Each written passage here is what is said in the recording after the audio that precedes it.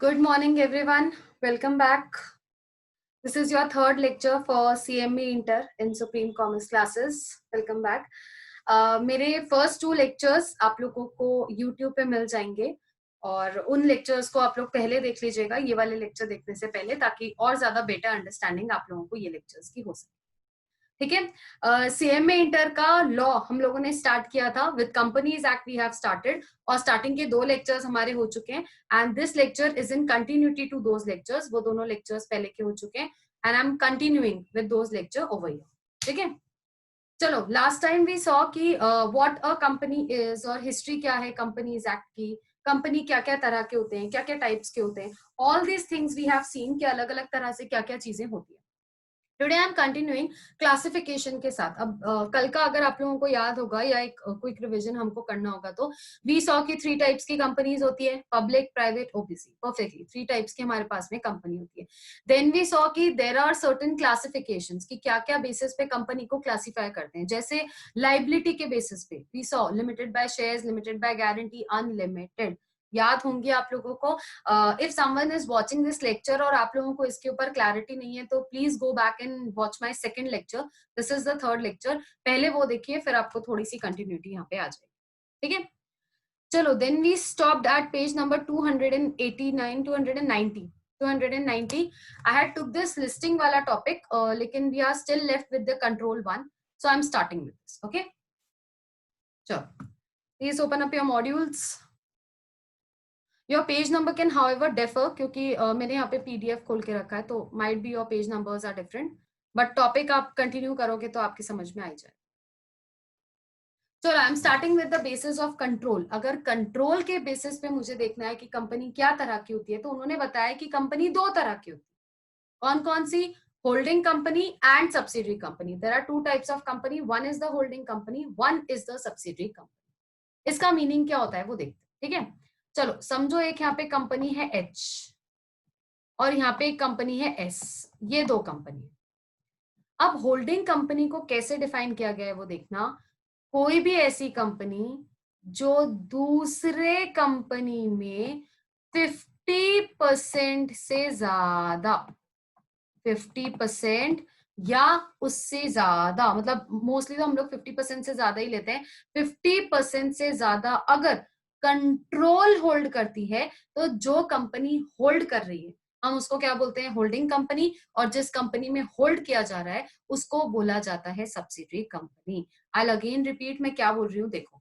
अगर एक company H limited इसका नाम है, एक कंपनी दूसरी कंपनी में एस लिमिटेड इसका नाम है, एक कंपनी अगर दूसरी कंपनी में 50% से ज्यादा, कितने से ज्यादा? 50% से ज्यादा कंट्रोल एक्सरसाइज करती है। क्या एक्सरसाइज करती है? कंट्रोल एक्सरसाइज करती है। तो हम पहली कंपनी को बोलते हैं होल्डिंग कंपनी और दूसरी को बोलते हैं सब्सिडरी। हमारे एग्जांपल में पहली कंपनी एच, दूसरी कंपनी सब्सिडरी। ठीक है, अब ये कंट्रोल का मीनिंग क्या होता है? कंट्रोल होल्ड करना मतलब क्या होता है? कैसे कंट्रोल करूंगी मैं मेरे इसमें, वो चीज अपन लोग थोड़ा सा डिटेल में देखते हैं। कंट्रोल है ना, आप लोग क्या क्या तरीके से ले सकते हैं देखना।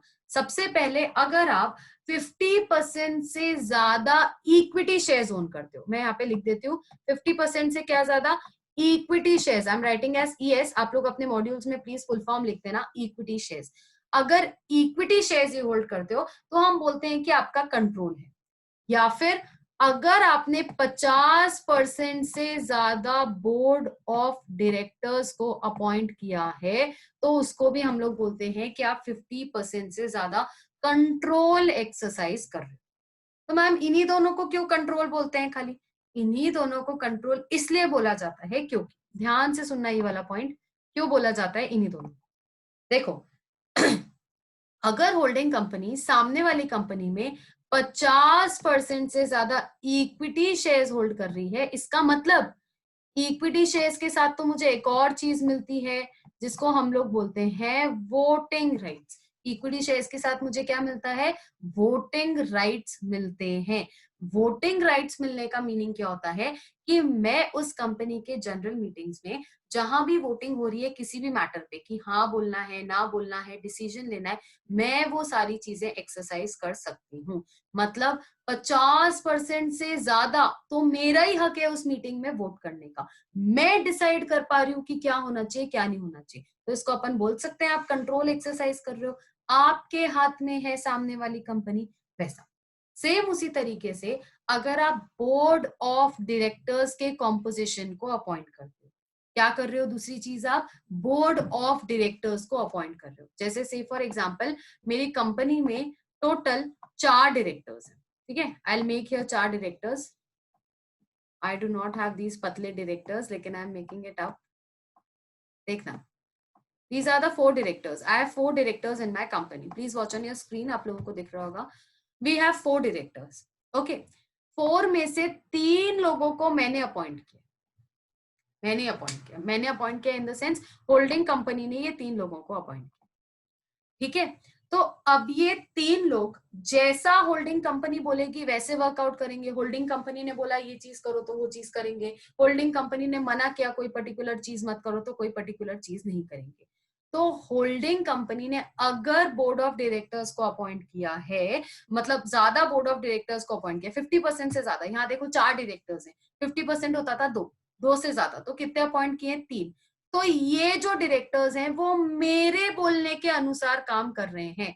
मैं जैसा बता रही हूँ ये लोग उस हिसाब से काम कर रहे हैं। अगर आप ऐसा भी करते हो तो हम बोलते हैं कि आप कंट्रोल एक्सरसाइज कर रहे हो सामने वाली कंपनी पे, क्योंकि सामने वाली कंपनी में जो भी डिसीजन मेकिंग हो रही है जनरल मीटिंग के थ्रू हो रही है तो I am holding the shares, और अगर बोर्ड मीटिंग के थ्रू हो रही है तो बोर्ड ऑफ डायरेक्टर्स मेरी बातों के अनुसार ही काम कर रहे हैं।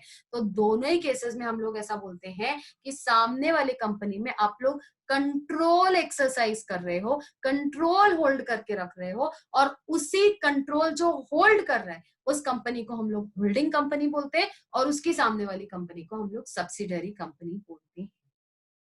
क्लियर एकदम अच्छे से?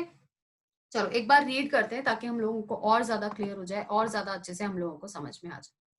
चलो लेट अस सी क्या दिया हुआ है। As per section 2 subsection 42, section learn करना पड़ेगा। As per section 2, I am so sorry, I said 42. I am so sorry. Section 2, subsection 46, holding company in relation to one or more other companies means a body corporate of which such companies are subsidiary company. मतलब ऐसी company एक या दूसरे company के relation में जिसकी वो holding company है और बाकी सब क्या है? उसकी सब्सिडरी कंपनी है। ये हमने यहाँ पे देखा था, देखो बाकी सब क्या है? उसकी सब्सिडरी कंपनी है। सब्सिडरी की डेफिनेशन देख लेते हैं क्या होती है। तो सबसे पहले तो section 2 subsection 87, section 2 subsection 87 defines subsidiary company in relation to any other body corporate as a company in which holding company उसके अंदर क्या कर रही है? देखना दो चीजें, controls the composition of board of director. Board of directors को आपने अपॉइंट किया हुआ है, आप उनको कंट्रोल कर रहे हो, 50% से ज्यादा आपका कंट्रोल है उनके ऊपर। और दूसरा, एक्सरसाइजेस और controls more than half of the total voting power. पूरे वोटिंग पावर का आप हाफ से ज्यादा एक्सरसाइज कर रहे हो, तब भी हम बोलेंगे कि आपने कंट्रोल एक्सरसाइज करके रखा है। अच्छा, ऐसा यूजुअली डाउट आ सकता है, आपको आया क्या मुझे पता नहीं, लेकिन अगर आया होगा तो आई वुड क्लैरिफाई इट। आपको ऐसा डाउट आ सकता है मैम ये 50% ही क्यों रखा है, मुझे तो इसको कुछ और रखना है। से फॉर एग्जाम्पल मुझे इसको 60 रखना है, 70 रखना है, कुछ भी रखना है, इसको 60 क्यों रखा है?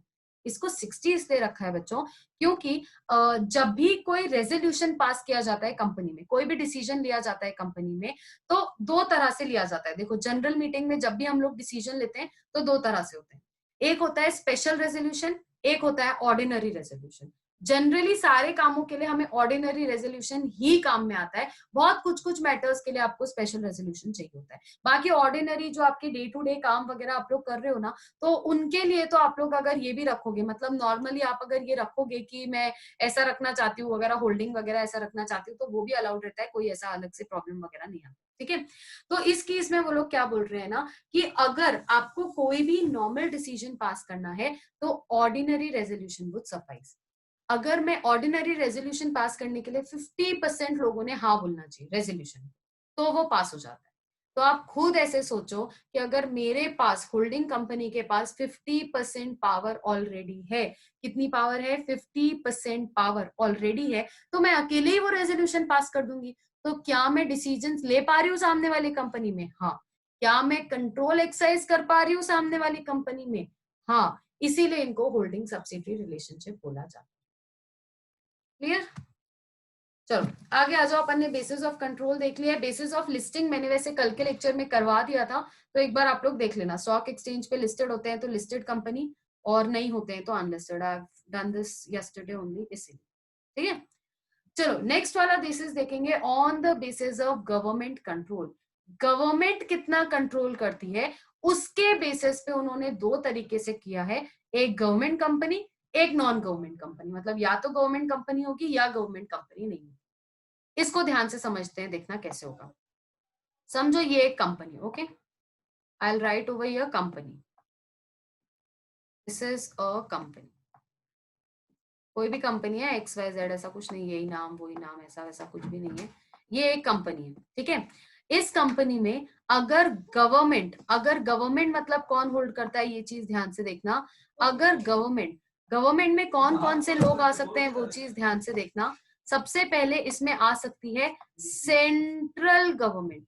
सेंट्रल गवर्नमेंट मतलब कौन? सीजी, सेंट्रल गवर्नमेंट, हमारी जो मेन गवर्नमेंट होती है। अगर हमारी सेंट्रल गवर्नमेंट आ सकती है तो, अगर सेंट्रल गवर्नमेंट, या फिर दूसरी कौन सी देखना, स्टेट गवर्नमेंट।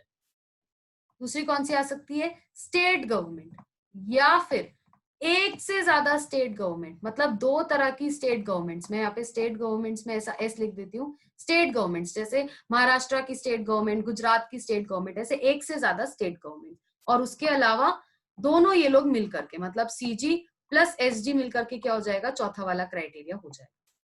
अगर किसी कंपनी में गवर्नमेंट 51% से ज्यादा शेयर्स होल्ड करती है, फिर से बोल रही हूं मैं, ध्यान से सुनना। अगर किसी कंपनी में गवर्नमेंट 51% से ज्यादा शेयर्स होल्ड करती है तो हम उस कंपनी को बोलते हैं गवर्नमेंट कंपनी। अगर किसी कंपनी में, कंपनी मतलब ये, ओ आई एम सो सॉरी, हाँ कंपनी मतलब ये, कंपनी मतलब ये, अगर इस कंपनी में गवर्नमेंट, यानी कि ये गवर्नमेंट, गवर्नमेंट मतलब क्या क्या, या तो सेंट्रल गवर्नमेंट या तो स्टेट गवर्नमेंट, एक से ज्यादा स्टेट गवर्नमेंट, सेंट्रल और स्टेट मिलके किसी भी तरीके से 51% से ज्यादा, नॉट 51, 51% से ज्यादा अगर आप लोग होल्ड करते हो उसके अंदर, तो हम सामने वाली कंपनी को गवर्नमेंट कंपनी बोलते हैं। ठीक है, इसका मतलब क्या, अगर सेंट्रल गवर्नमेंट 51% होल्ड कर रही है तो है गवर्नमेंट कंपनी। अगर महाराष्ट्र गवर्नमेंट होल्ड कर रही है तो तब भी है। अगर महाराष्ट्र गवर्नमेंट 25% और गुजरात की गवर्नमेंट 26%, मतलब महाराष्ट्र 25% एंड गुजरात की गवर्नमेंट 26%, तब भी ऐड करके 51% हो रहा है, तब भी गवर्नमेंट कंपनी है। और समझो अपनी सेंट्रल गवर्नमेंट ने 30% होल्ड करके रखा है और अपने महाराष्ट्र की गवर्नमेंट ने 21 या 22 होल्ड करके रखा है, तब भी वो गवर्नमेंट कंपनी है। तो किसी भी कॉम्बिनेशन से सेंट्रल या स्टेट गवर्नमेंट अगर सामने वाली कंपनी में कंट्रोल एक्सरसाइज करते हैं, या rather paid up share capital, equity share capital पे 51% या उससे ज्यादा का राइट एक्सरसाइज करते हैं, तो उसको हम लोग गवर्नमेंट कंपनी बोलते हैं।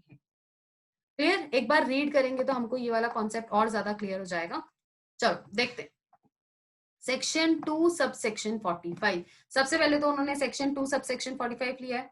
Defines government company as a company in which not less than 51%, ये परसेंटेजेस पे है ना, बहुत अच्छे से ध्यान दीजिएगा, क्योंकि जब हम लोग होल्डिंग सब्सिडरी का पढ़ रहे थे तो आप लोगों ने ध्यान दिया होगा कि होल्डिंग सब्सिडरी में हम लोग मोर देन 50 का क्राइटेरिया रखते हैं कि 50% से ज्यादा, नॉट 50% से ज्यादा।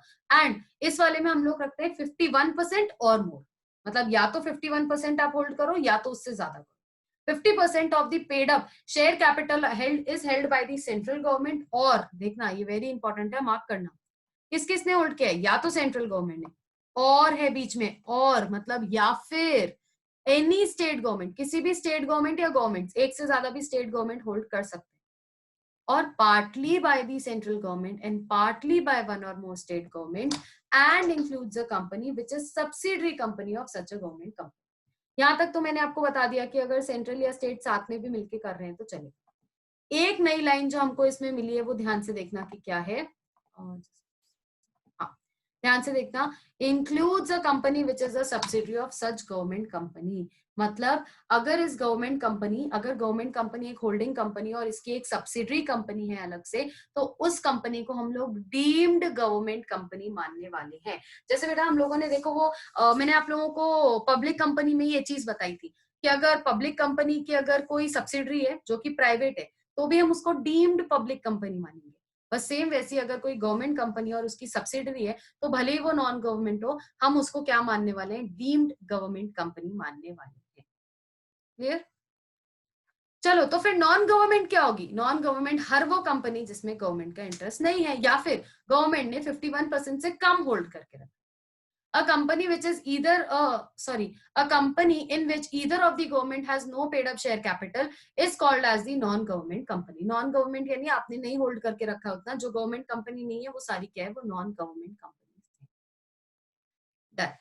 नीचे आना, नेक्स्ट आप लोगों का टॉपिक है अदर टाइप्स ऑफ कंपनीज। कुछ और छोटे मोटे टाइप की कंपनीज है हमको। वैसे है ना, यहाँ पे आपको ये लिस्ट दी हुई है ना, तो आई वुड रिकमेंड कि आप ये लिस्ट में से मत पढ़ो, क्योंकि नीचे आपको देखो एक एक कंपनी डिटेल में, ये रहा associate company, banking company, foreign company, OPC, सारे आप लोगों को यहाँ पे डिटेल में आने वाले हैं। तो अलग से आप लोगों को इसको पढ़ने की जरूरत नहीं पड़ेगी वहां से, मतलब लिस्ट में मत पढ़ो, अपन डायरेक्टली यहाँ से पढ़ेंगे अदर टाइप्स ऑफ कंपनी। पहले एक बार आप लोग ओवरव्यू कर लो, यहाँ तक आपको समझ में आ रहा है, ध्यान से समझ में आ गया है क्या, वो सारी चीजें एक बार ओवरव्यू कर लो।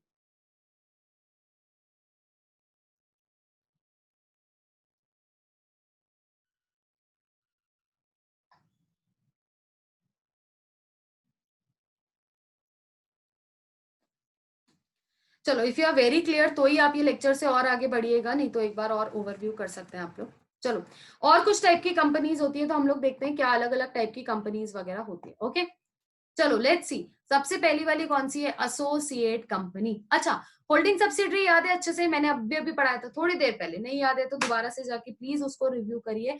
अगर आपको होल्डिंग सब्सिडरी याद होगा तो मैंने आपको बताया था, अगर एक कंपनी दूसरे कंपनी के अंदर 50% से ज्यादा कंट्रोल एक्सरसाइज करती है, कितने से ज्यादा?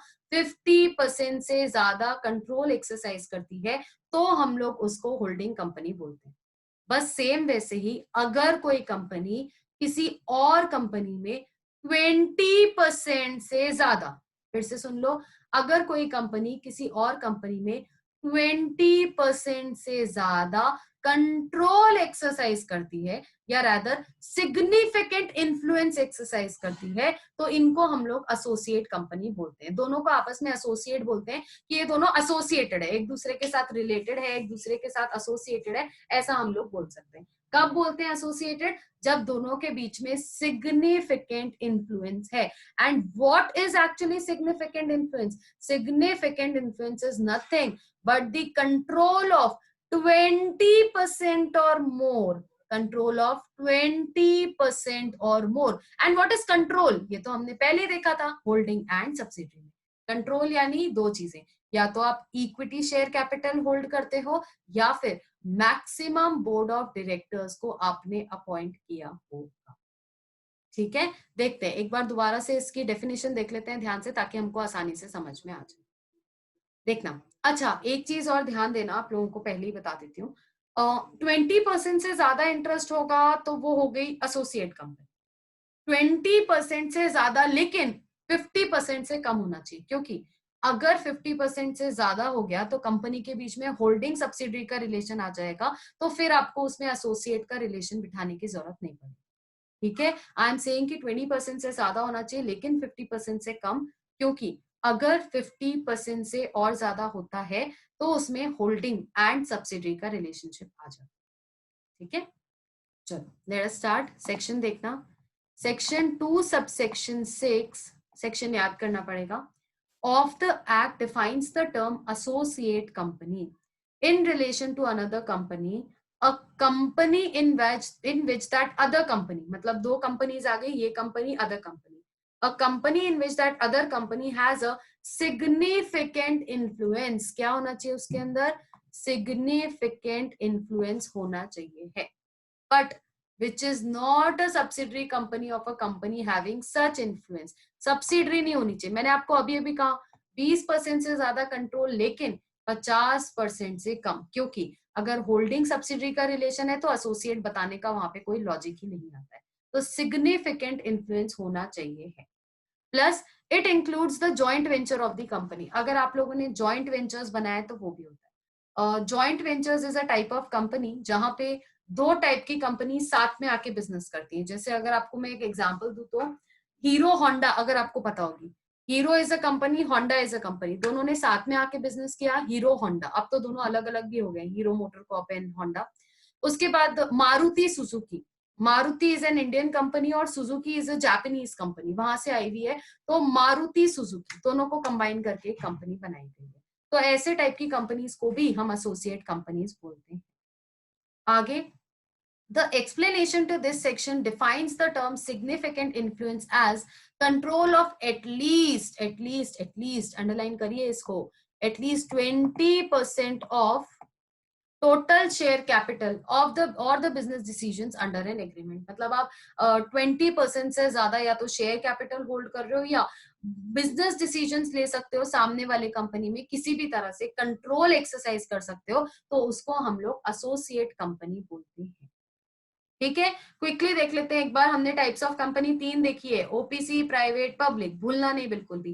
फिर हमने क्लासिफिकेशन देखा, लाइबिलिटी के बेसिस पे 3, limited by shares, limited by guarantee, unlimited. Very good, perfect. I am assuming कि आप लोग मेरे साथ में बोल रहे हो कि क्या क्या था रिवाइज करने के लिए. चलो, थर्ड वाला हमने कौन सा देखा था, जैसे लिस्टिंग के बेसिस पे हमने एक देखा था, एक लिस्टेड होती है, एक अनलिस्टेड होती है. बाद में हमने कंट्रोल के बेसिस पे देखा था. वैसे हमने ये भी देखा था मेंबर्स के बेसिस पे, पब्लिक एंड प्राइवेट, और मैंने कहा था प्राइवेट का ही टाइप होता है ओपीसी. फिर उसके बाद हमने कंट्रोल के बेसिस पे देखा होल्डिंग एंड सब्सिडी. फिर गवर्नमेंट के कंट्रोल के ऊपर देखा गवर्नमेंट एंड नॉन गवर्नमेंट. फिर फाइनली हम लोग ये देख रहे हैं कि और अलग दूसरी टाइप्स की कंपनीज क्या क्या होती है. उसमें हमने सबसे पहली अभी देखी है एसोसिएट कंपनी. क्लियर होगा यहाँ तक बिल्कुल अच्छे से. चलिए लेट्स मूव ऑन.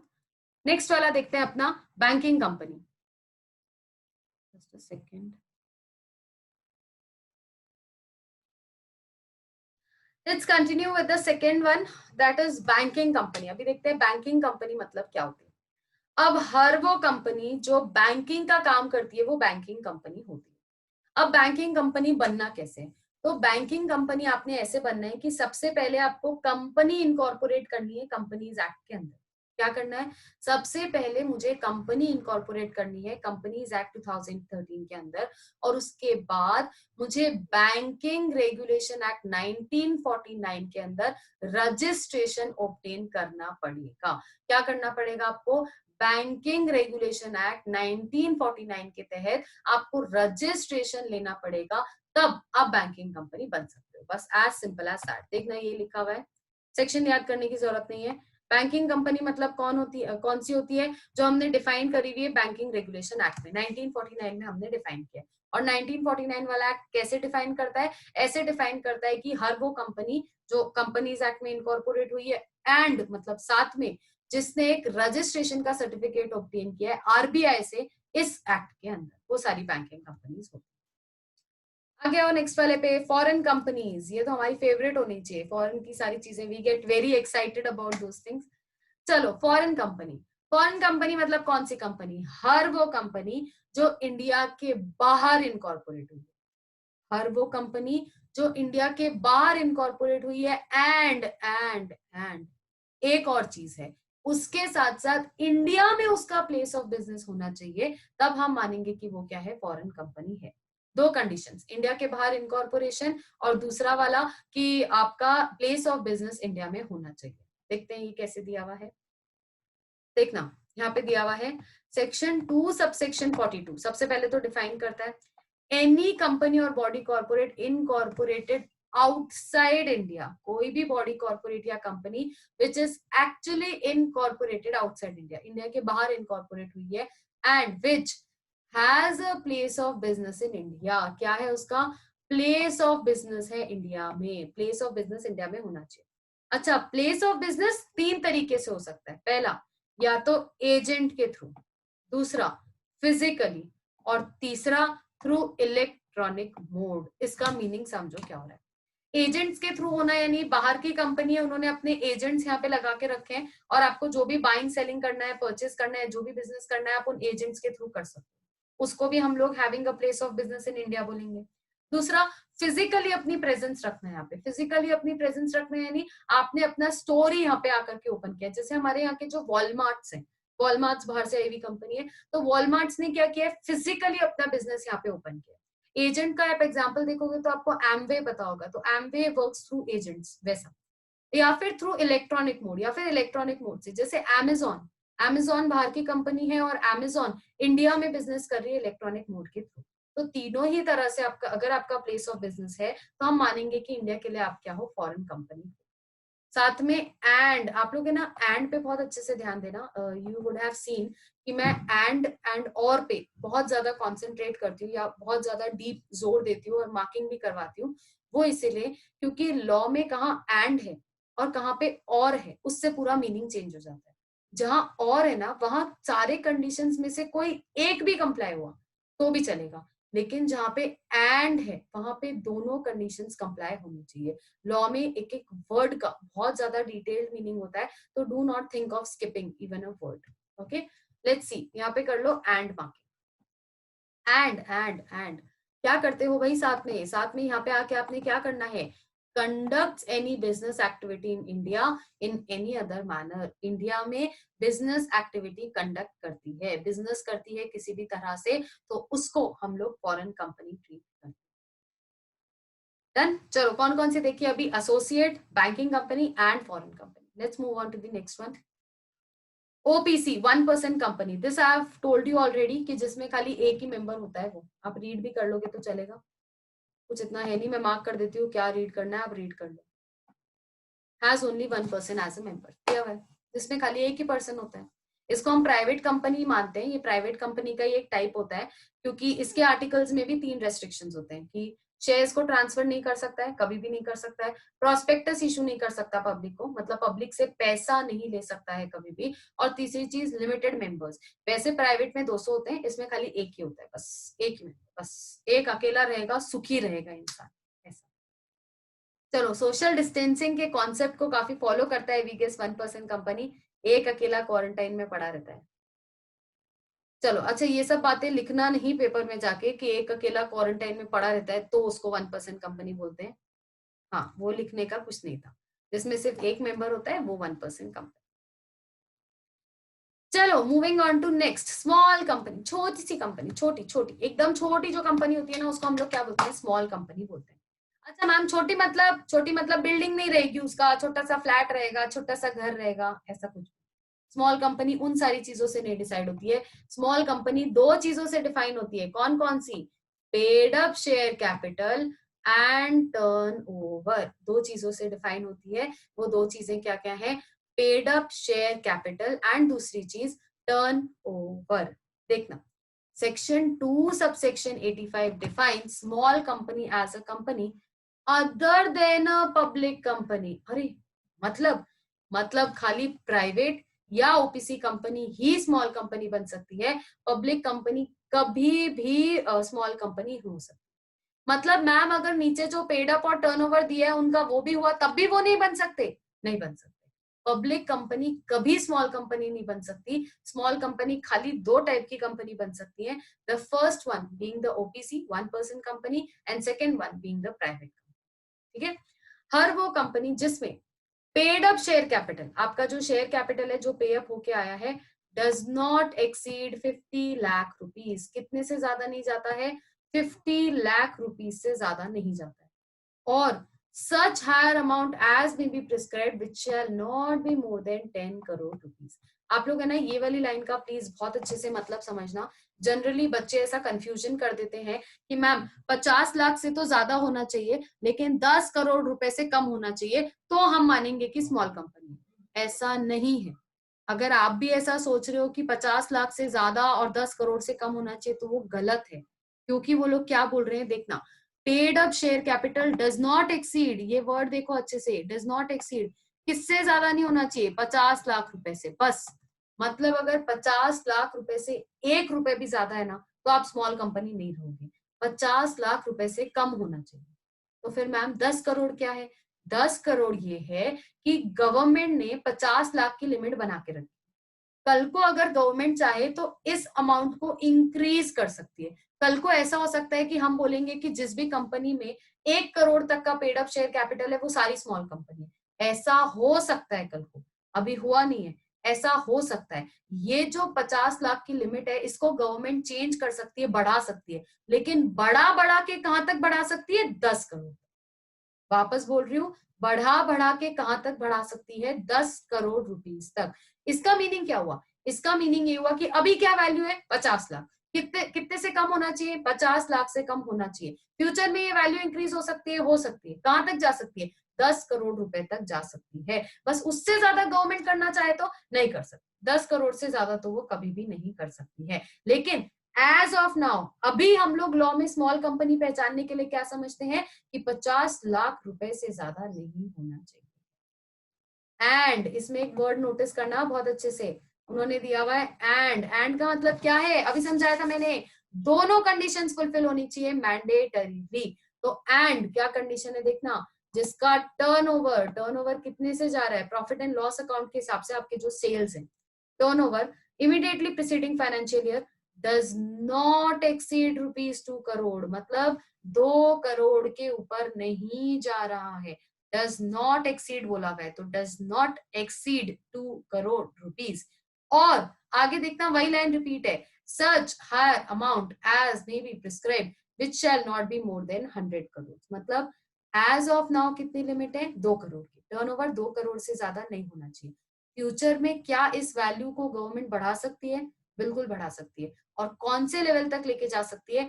100 करोड़ के लेवल तक लेके जा सकती है। दोबारा रिवाइज करते हैं, स्मॉल कंपनी पब्लिक कंपनी नहीं हो सकती, तो कौन सी हो सकती है? दो। कौन सी दो? OPC and private company. दूसरी चीज, इस कंपनी का पीयूसी किससे ज्यादा नहीं होना चाहिए? 50 लाख से ज्यादा नहीं होना चाहिए। क्या गवर्नमेंट 50 लाख के वैल्यू को इंक्रीज कर सकती है? बिल्कुल। कहां तक? 10 करोड़ रुपए तक। साथ में मतलब एंड दिया हुआ है, एक और कंडीशन, टर्नओवर कितना होना चाहिए? 2 करोड़। 2 करोड़ से कम होना चाहिए। बल्कि अगर गवर्नमेंट इस वैल्यू को फ्यूचर में बढ़ाना चाहती है, बढ़ा सकती है। कहां तक? 100 करोड़ रुपए तक।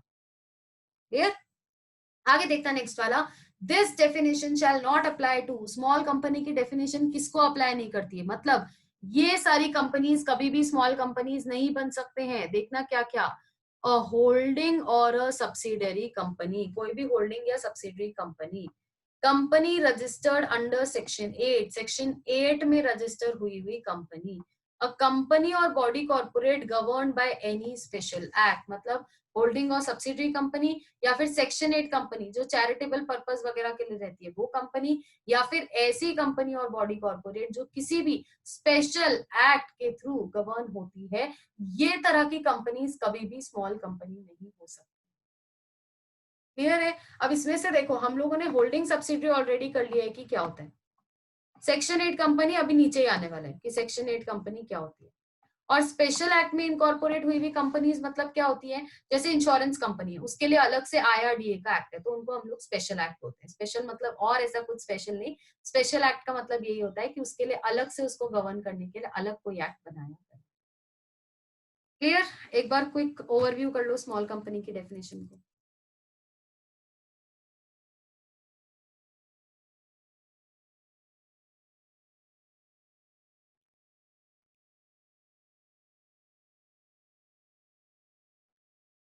चलो let us see the next one, section 8 company.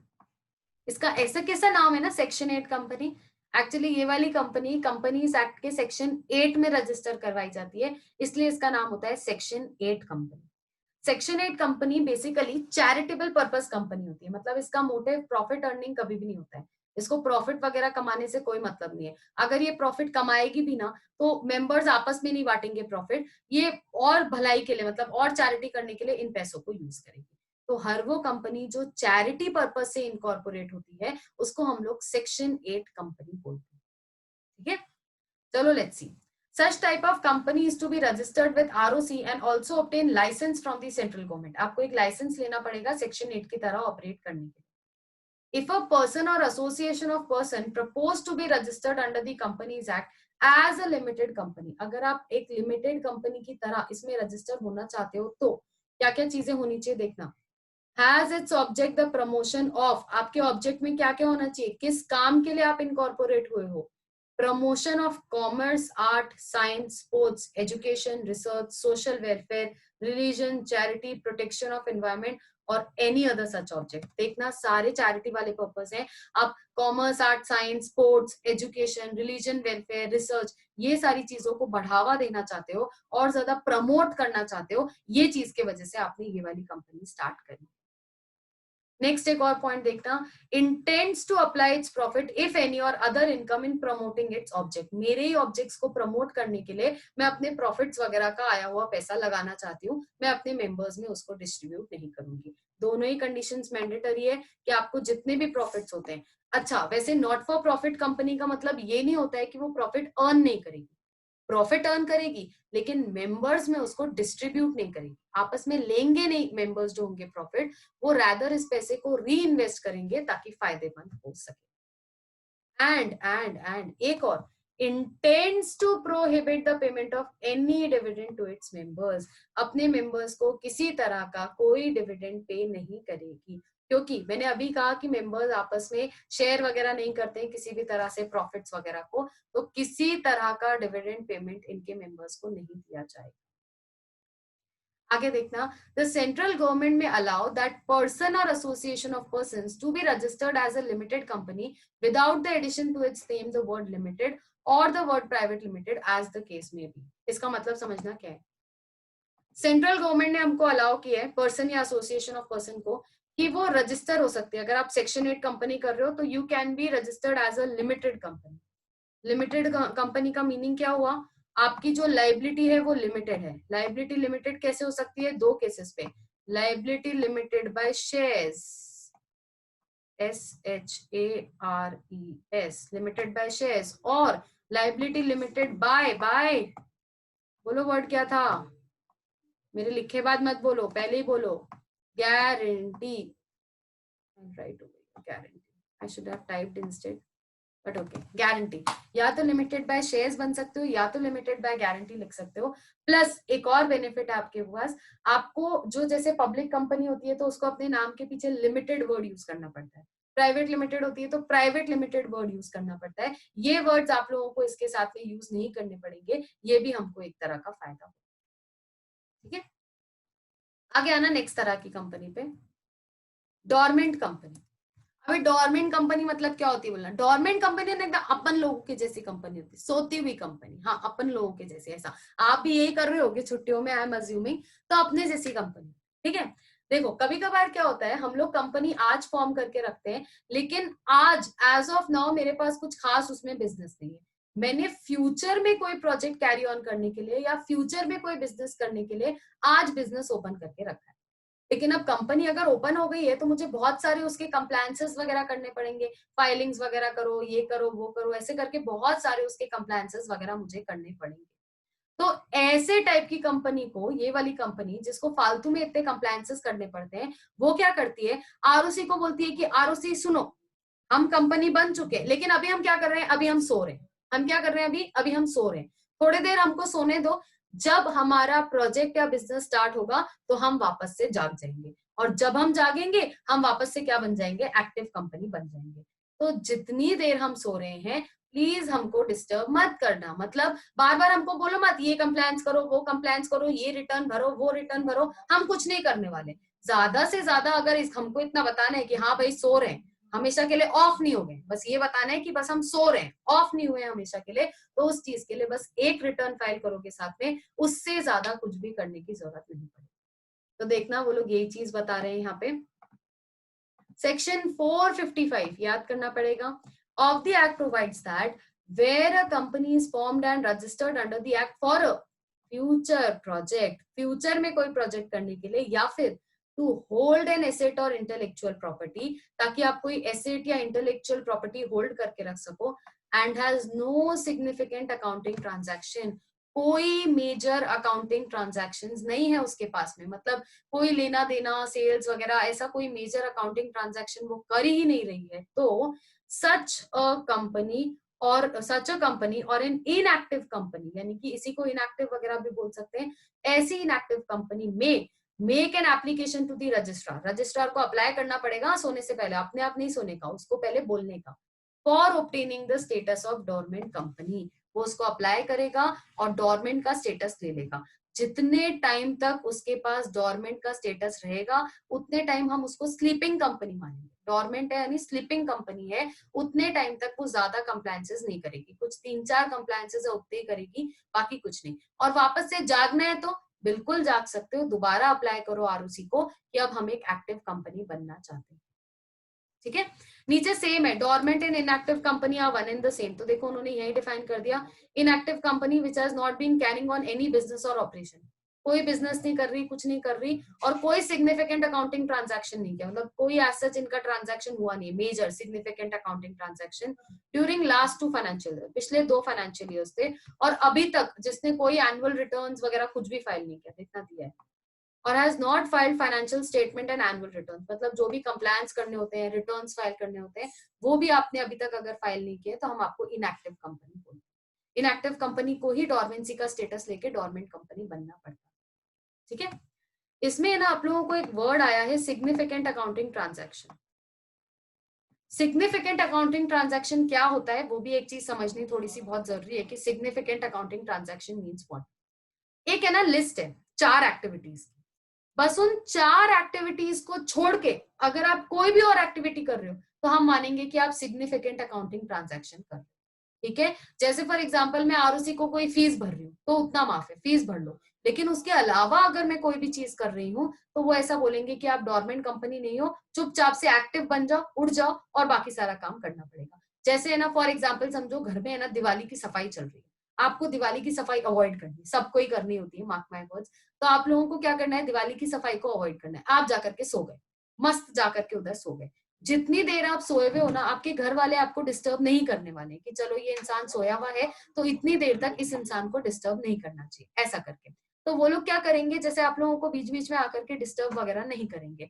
लेकिन समझो आप है ना बीच में से एकदम से उठे हो किसी काम, जैसे एकदम से अपनी नींद खुलती है और मैं पानी पीने के लिए उठी, पानी पी करके आप वापस सो गए तो ठीक है, अज्यूम्ड है, उतना तो समझ में आता है, ठीक है, नींद में उतना चलता रहता है। लेकिन आप नींद में उठ रहे हो, मोबाइल में गेम्स खेल रहे हो, तब तो आप सिग्निफिकेंट अकाउंटिंग ट्रांजैक्शन कर रहे हो, अब तो उठना पड़ेगा, अब तो आप एक्टिव हो गए हो, तो अब आपको एक्टिव कंपनी बनना पड़ेगा। और इसके बाद आप लोगों को मैंडेटरीली सारे कंप्लायंसेस करने पड़ेंगे जो बाकी हर तरह की कंपनी कैरी ऑन करे। क्लियर है? वैसे आपको सिग्निफिकेंट अकाउंटिंग ट्रांजैक्शन आगे आने भी वाला है, ठीक है। चलो नेक्स्ट वाले पे आओ, प्रोड्यूसर कंपनी। प्रोड्यूसर कंपनी क्या होती है, सिंपल लैंग्वेज में जो लोग एग्रीकल्चर का काम करते हैं, प्राइमरी प्रोडक्शन करते हैं, प्रोड्यूस करते हैं, वो लोग मिलके आपस में एक कंपनी ओपन करते हैं एग्रीकल्चर के काम के लिए, बस उस कंपनी को हम लोग क्या बोलते हैं, प्रोड्यूसर कंपनी। देखना, according to the provisions as prescribed under section, ये सेक्शन याद करने की जरूरत नहीं है क्योंकि ये पिछले वाले एक्ट का है, पिछले वाले एक्ट का इसीलिए है क्योंकि अभी भी 2013 में प्रोड्यूसर कंपनी के लिए कोई प्रोविजन नहीं है, तो आज भी हम लोग प्रोड्यूसर कंपनी 1956 के एक्ट से ही पढ़ते हैं, ठीक है। A producer company is a body corporate, सबसे पहले तो हैविंग ऑब्जेक्ट्स और एक्टिविटीज, उसका ऑब्जेक्ट और एक्टिविटीज किस चीज के साथ होता है, प्राइमरी प्रोडक्शन के साथ। प्राइमरी प्रोड्यूस यानी एग्रीकल्चर प्रोड्यूस, देखो वर्ड आ गया, agriculture is produced by such primary producers, इनके वही ऑब्जेक्ट होते हैं, मतलब क्रॉप्स उगाना, क्रॉप्स कट करना, ये सारे ऑब्जेक्ट जो भी यहाँ पे स्पेसिफाइड है।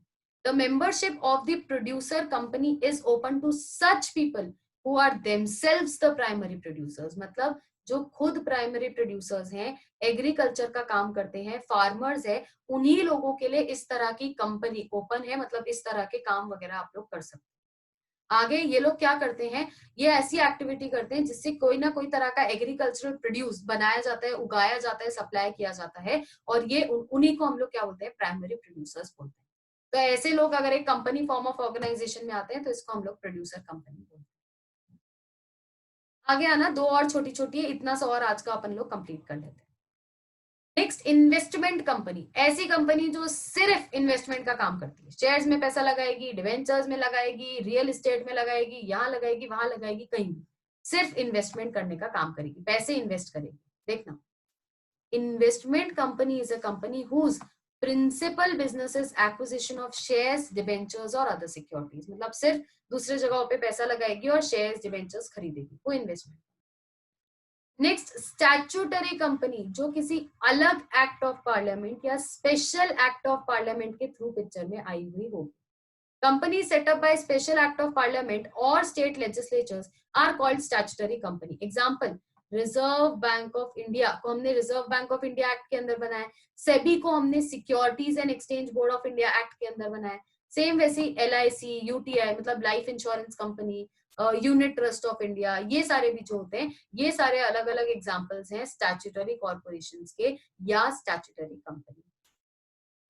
आज है ना, हम लोगों ने बहुत सारे टाइप्स ऑफ कंपनीज देखे हैं, different different types of companies हैं। हो सकता है कि आप लोगों को थोड़ा सा कंफ्यूजन हो क्योंकि फर्स्ट टाइम है, नया है, तो आई रिकमेंड कि आज यहाँ से जो हमने ये टाइप की कंपनी करी है, एसोसिएट, सिग्निफिकेंट इन्फ्लुएंस, 20% से ज्यादा interest, banking company, banking regulation act में रजिस्टर होगी। फॉरेन कंपनी, इंडिया के बाहर है लेकिन प्लेस ऑफ बिजनेस इंडिया में है। 1% कंपनी, जिसमें एक ही पर्सन होता है। पांचवी, सेक्शन 8 कंपनी, जो चैरिटेबल पर्पस के लिए इनकॉर्पोरेट होती है। डॉर्मेंट कंपनी, जो सोती हुई कंपनी होती है, सोई हुई है, इनएक्टिव कंपनी वो भी। प्रोड्यूसर कंपनी, जो एग्रीकल्चर का काम करते हैं, उन्होंने इनकॉर्पोरेट करी। इन्वेस्टमेंट कंपनी, शेयर्स, डिबेंचर्स वगैरह लेने का खाली काम करेगी। नेक्स्ट दी स्टैट्यूटरी कंपनी, जो खाली स्पेशल एक्ट ऑफ पार्लियामेंट के थ्रू पिक्चर में आई हुई।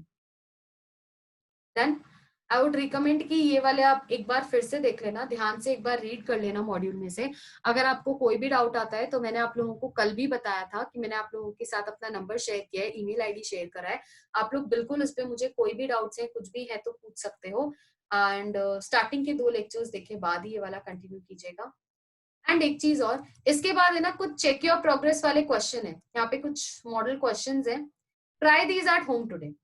आज एक बार ट्राई करिए ये वाले क्वेश्चंस करने के लिए, और कल हम लोग एक बार क्लास में भी इनको डिस्कस कर लेंगे। क्लियर? चलो नेक्स्ट जो टॉपिक है ना, 1% company, that we will start for tomorrow. Today I think will end up over here. Please आप लोग ध्यान से पढ़ लीजिएगा एंड आई होप आप लोगों को सारी चीजें समझ में आई होंगी। I am hoping that. अगर कुछ नहीं आया तो please feel free to ask your doubts. बिल्कुल फ्रीली आप मुझसे डाउट पूछ सकते हो, नो प्रॉब्लम। ओके, चलो till that take care, bye bye everyone, bye.